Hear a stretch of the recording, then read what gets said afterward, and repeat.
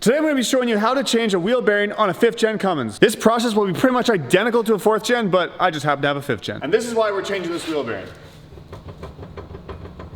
I like to run wide wheels and tires, and up until now, I've basically had to change a wheel bearing every single year. But we now have new wheel bearings from Axiom Supply. These have larger tapered bearings, which spread the load out better, so they last much longer, especially if you're running oversized wheels and tires like me. I do have a 10% off discount code in the description. So we're gonna throw this truck on my lift and start the repair. So I'm working off my lift because I have one. You could definitely do this just with a jack on the ground, but just because you don't have a lift doesn't mean I'm not gonna use mine. The first thing we're gonna do, this is the wheel bearing we were changing. I'm gonna take off the tire. Big ass tire over here. Now we're gonna take the brakes off. To make this a little bit easier, because I'm working on the left side, I'm gonna crank the wheel to the right just to give me more room back here to get impacts. We're gonna kind of be going back and forth with the steering wheel on this job, so it's best if you have both front tires off the ground. But now what I'm gonna do is I'm just gonna take my 2 big caliper nuts off, slide this whole thing off, and hang it from the frame. You're also gonna wanna kind of pop your ABS wiring just kind of out of here so it's not stuck with your brake line. They're a 24mm on my truck. We turn on the rock lights. That's gonna make this actually, it works so good. I've never actually used them for work before. But we're gonna wanna slide this whole brake caliper off. I kind of just have it resting here with a bungee cord kind of holding it. Hopefully it doesn't fall. I don't have this secured the best. You guys could probably do a better job than me. Now we're gonna take off this rotor. Now as you can see, it is not just gonna come off. So we're probably gonna have to beat it off with a hammer. But you wanna use a block of wood when you do it, because if you just hit this with a hammer, you're gonna wreck your rotor. As you do that, rotate it a bit. Make sure there's no screws in here. There's none. Sometimes they have a screw that holds it on. There's always a second way to do things. Now, I was just beating the piss out of this rotor, and it is not coming off right now. We don't actually have to take it off right now. We can pull the bearing off first. Once the bearing is off, I can set this thing up on nice stands, and I can beat the bearing out of the rotor. So if I were you, if you can take your rotor off, do it. If not, we can do it this way. So what I'm gonna do now is I'm gonna take my axle nut off. I'm gonna spray this with some penetrating fluid, because as you can see, it's really rusty. Looks like it is approximately 34mm. Now we're gonna get this ABS wiring out so you can kind of pick this apart, slide these out of its grooves. Basically just take the ABS wiring out of all the little places where it kind of gets caught in there. Even this guy right here. Just gonna pop it out. Come on. Oh good, it just broke. The new one should come with. The actual connector is kind of tucked away here. So, there's the sensor. I'm gonna use a pick to lift this and then unplug. So now fish this ABS wire out of here. Just like that, kind of. It gets caught on absolutely everything it possibly could. There. Let that hang. Now back here, I have the wheel turned to the right again. There's 2 bolts here. And the other ones we're gonna have to turn the wheel the other way to access, but there's 4 bolts in a square that attach the wheel bearing to the spindle. 18mm. I'm gonna zip these 2 bolts out, and then we're gonna rotate it, and we're gonna zip the bolts out on the other side. 2. Now we're gonna turn the wheel to the left. Now there's 2 more. Here we go. Those are the 4 bolts for the wheel bearing. Technically now, the wheel bearing should just come out, but this is the problem that a lot of people have, is that it might be seized in there. I haven't really tried to get this one off yet. What I'm gonna do right now, put this axle nut back on just to protect the threads. I'm gonna give this a little tap. Now it's just the part of getting the wheel bearing off. Now if you didn't have the rotor on, you could kind of use some chisels and punches. We still have this gay ass rotor on, so.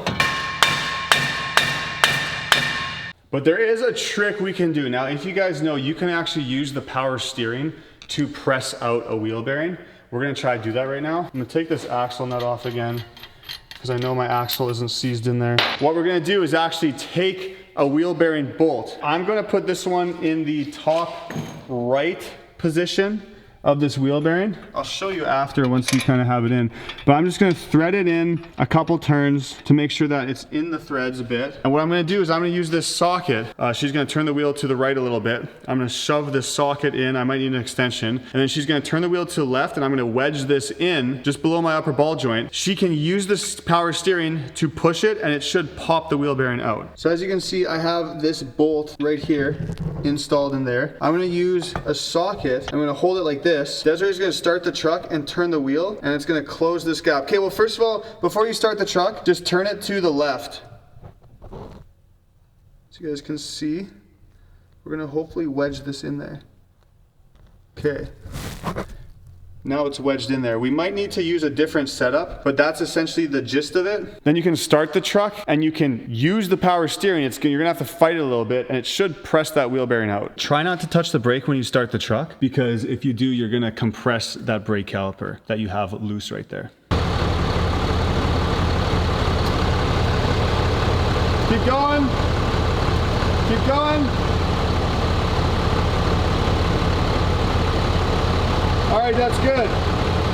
See this gap right here?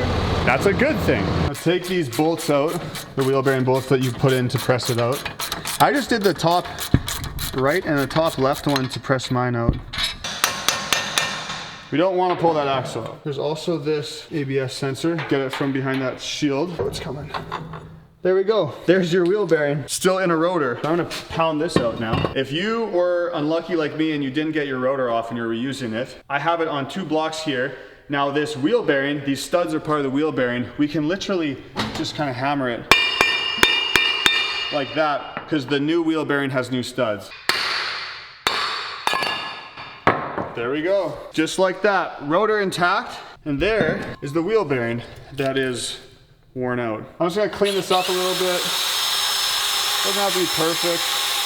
I'm gonna put some anti-seize so that if we ever have to do this again, especially with these new upgraded wheel bearings we're using, like if they do break, which I mean, eventually everything has to break, it's probably gonna be in here for a lot longer. So that's gonna be really seized in there. I'm also gonna put some on this axle. All right, now again, this is our new wheel bearing from Axiom Supply.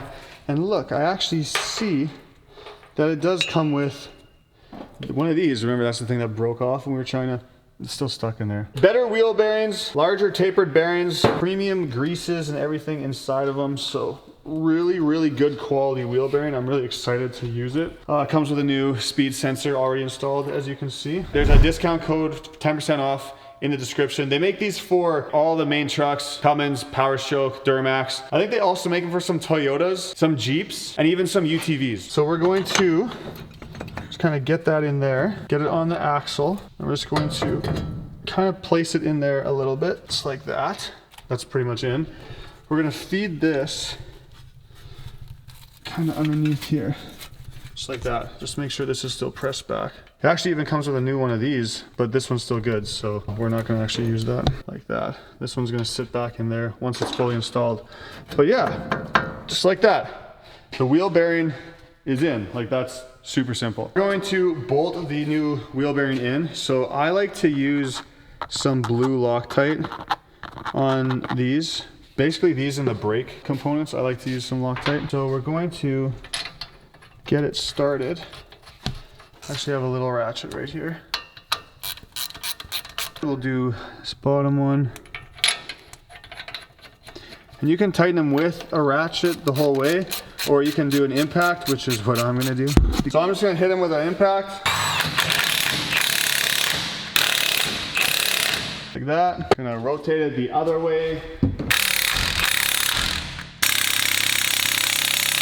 That's it, the wheel bearing is installed. I'm going to clip this speed sensor in over here. Okay, I'm gonna straighten it out now, and we're gonna do this axle nut. This we shouldn't need Loctite for. It's like a tapered nut. Actually, I'm gonna put a little bit of anti-seize on here, just in case. Actually, that's probably stupid. You probably don't need to do that at all. I just did it. I think that's actually dumb, and you shouldn't do what I just did. Now that I think about what I just did, I don't think you should do that. Okay, just to be clear, don't do that. I'm sure I'll be fine. I'm just going to tighten this guy on. Now the brakes. I'm gonna turn the wheel to the right. Actually, can I get this on first? Oh wait, I'm an idiot. I'm an idiot sandwich. What are you? An idiot sandwich. We need a rotor first. I am gonna put a little bit of anti-seize on here. I don't know guys, I don't know if you're supposed to do this, but I just feel like it makes sense to me because it didn't come off, and so I don't want to have that same issue next time. So I'm just putting a little bit of anti-seize on there. Let me know in the comments if that's stupid. Rotor. Just like like that. And now we can try to put this brake on. Oh, there we go. Just like that. If you did hit your brake and you compressed your pistons, you're gonna have to either separate your brake into two pieces and kind of build it on there again, or you can use like a C-clamp and twist it with like a little block of wood or something, and you can try to press the pistons out that way. I just try to not touch the brakes when I take the brakes off, because then they just slide back on the rotor really nice like that. These are my big bolts for my brake caliper. I'm going to put some blue Loctite on them as well, and I'm gonna get them started. Okay, that one's in. Get the bottom one in. I'm gonna turn the wheel to the right. Do all of our ABS wiring like that. You can kind of just follow the rubber grommets. Again, this wheel bearing comes with new rubber grommets everywhere, which is really nice. It even comes with a new one of these things. But again, we don't need it because our old one's fine. This one goes here, but it looks like that's what they do. Because this one goes right here. I know this one goes here. Like that. Grab this. We're gonna plug in our sensor. Just like that. I'm not gonna put that gay little red tab down. And then slide this into place.